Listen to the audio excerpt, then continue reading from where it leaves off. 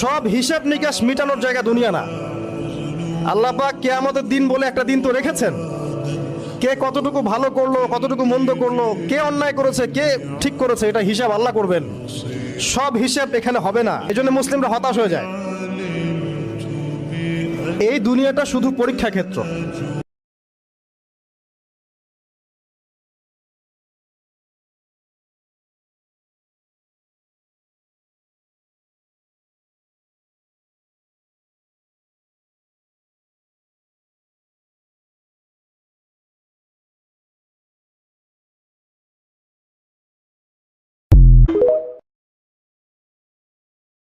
সব হিসাব নিকাশ মিটানোর জায়গা দুনিয়া না।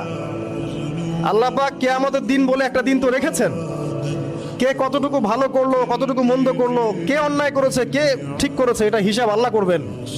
সব হিসাব এখানে হবে না। এজন্য মুসলিমরা হতাশ হয়ে যায়। এই দুনিয়াটা শুধু পরীক্ষা ক্ষেত্র।